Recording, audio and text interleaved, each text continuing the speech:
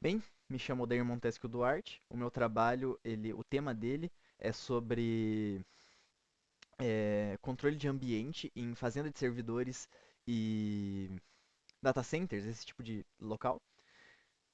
Eu estou gravando um vídeo, como pode ver, por quê? Porque o meu Packet Tracer está no meu notebook e por algum motivo eu não consigo gravar o áudio no meu notebook. Então eu estou gravando em outro computador o áudio. Essa primeira tela, ela é um. Como que eu posso dizer? Ela não é o projeto final, ela é mais um rascunho de coisas que eu tentei fazer e não deram muito certo e é mais para explorar como que eu cheguei onde eu cheguei. Primeiramente, o projeto ele foi pensado utilizando microcontroladores, como por exemplo o MCU. Eu preferi não usar o SBC porque sim. O ponto seria conectar os sensores e os atuadores nesse MCU, esse microcontrolador. Ele pegaria a leitura dos sensores e dentro da aba Programming eu faria o controle, tipo, se tal temperatura for de um jeito, faria condições para que os atuadores fossem ativados. Só que daí, mais pra frente, enquanto eu tava fazendo, eu pensei, pô, não é uma ideia muito interessante se eu quiser aumentar o sistema, se eu quiser colocar mais sensores e atuadores. O ideal seria não ideal, mas uma ideia que eu tive depois foi colocar separar em microcontroladores os sensores dos atuadores. Então eu teria no mínimo dois, um para cada. E para fazer a conexão entre eles, eu não faria um com o outro, não seria P2P, porque senão ficaria muito ruim de aumentar a quantidade. Então a ideia seria conectar tudo no switch e no switch no servidor, que faria o controle. O servidor receberia todos os valores dos sensores e, dependendo do sensor da proximidade do atuador, ele mandaria a resposta para esse pro atuador específico. Bem, mas isso não deu muito certo. Porque a conversa entre os microcontroladores utilizando interface de rede no Packet Tracer, pelo que eu vi, é muito ruim e eu não consegui usar direito porque ficava dando esse. Ó, eu até conectei. Como que foi feito? Usei o Remote Server. Porque daí, colocando aquela porta e aquele username e password que foram feitas dentro do servidor, eu consigo acessar as informações do MCU. Tanto que eu cliquei ali em refresh e ele apareceu connect. O problema ele até conecta com o servidor, mas quando eu entro no IoT Monitor, eu logando, opa, tô com a IP errado.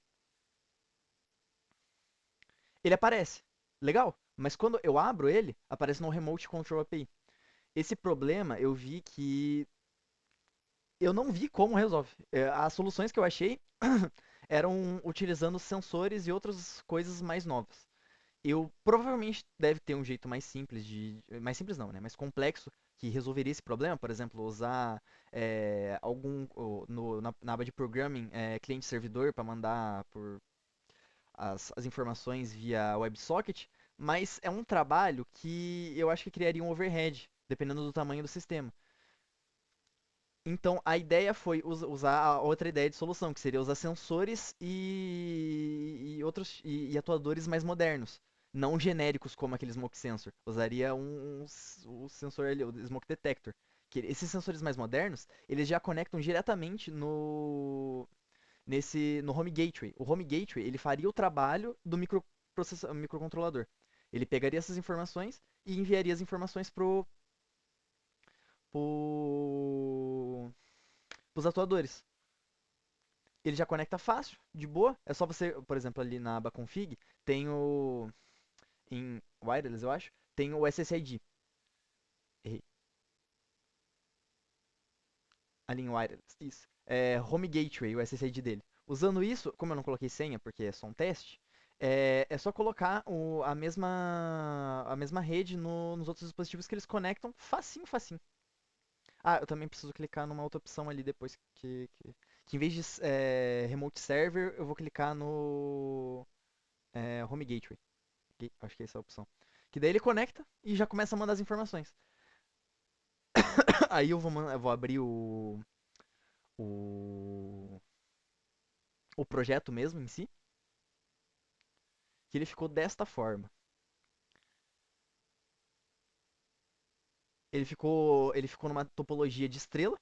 Então, por exemplo, se eu quisesse aumentar, colocar mais coisas, era só eu conectar outro Home Gateway via cabo nesse e eu teria outra estrela. Ele ainda seria o principal, mas eu ainda poderia acessar outros de outros lugares, utilizando outros SSID, que poderiam mandar as mesmas informações.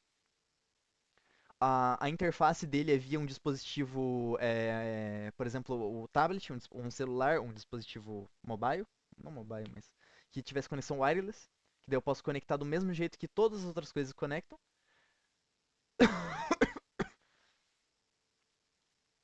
utilizando o SSID,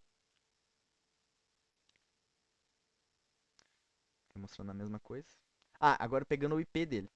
Dessa vez quem dá o IP, o próprio Home Gateway, o DLC100, ele faz o DHCP, ele dá o IP para todas as coisas. Então você não precisa nem se preocupar com isso. Por exemplo, o tablet conectou nele, eu posso simplesmente jogar o IP do Home Gateway e eu consigo acessar aquela interface do IoT Monitor. E dessa vez, como você pode ver, eu não tenho somente os sensores e os negócios conectados. Eu tenho também as informações dentro deles. Opa. Ó, se eu clicar, eu consigo já, por exemplo, do tablet, acompanhar a leitura de cada um dos sensores. E ativar os atuadores a longa distância.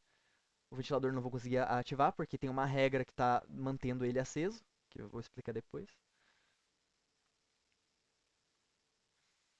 Eu posso ativar as coisas. Então, por exemplo, se acabar falhando algum sensor, um usuário poderia ativar via tablet as coisas. Eu usei alguns sensores esquisitos, estão explicados no alguns sensores atuadores esquisitos porque não tem algumas opções no Packet Tracer. Então, por exemplo, eu não tenho um sprinkler de teto bonitinho que vá conectar no Home Gateway, mas eu tenho esse. Então, finge que isso é um sprinkler de teto, tá? Caso aconteça um incêndio. Os outros eles não conectam direito, conectaria no Fire Detector só e o Fire Detector não conecta direito no Home Gateway. Então, por exemplo, a luz ela não é uma abajur, ela seria para representar uma luz de emergência, alguma coisa do tipo.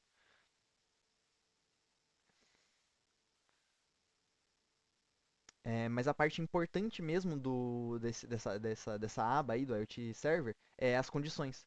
Essas condições são o que vai automatizar todo o sistema. Então, por exemplo, aqui eu peguei o calor baixo. Essa condição, o que ela vai fazer?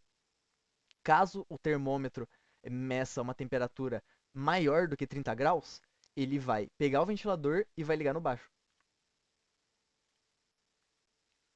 Sozinho, sem eu fazer nada. Para tentar abaixar a temperatura. Tem várias outras condições, calor médio, calor alto. Por exemplo, ali ó, em calor alto, se a temperatura for maior que 40, ele não vai simplesmente ligar o ventilador no baixo. Ele vai ligar o ventilador no alto e também vai ligar a luz no baixo. Pra ter já um aviso, pô, tá meio quente. Agora, se estiver muito quente, mais 50 graus, ele vai ligar o ventilador no alto, a luz no máximo e ainda vai ativar uma sirene.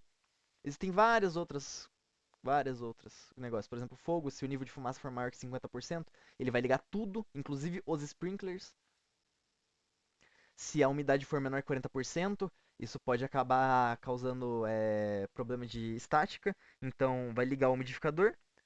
E a próxima regra ali, já para não deixar muito úmido, que pode acabar oxidando as coisas. Se for maior que 40, ele desliga. Para manter uma umidade boa. Não tem um desumidificador, senão teria colocado. Então, quando a umidade está muito alta, ele liga a fan.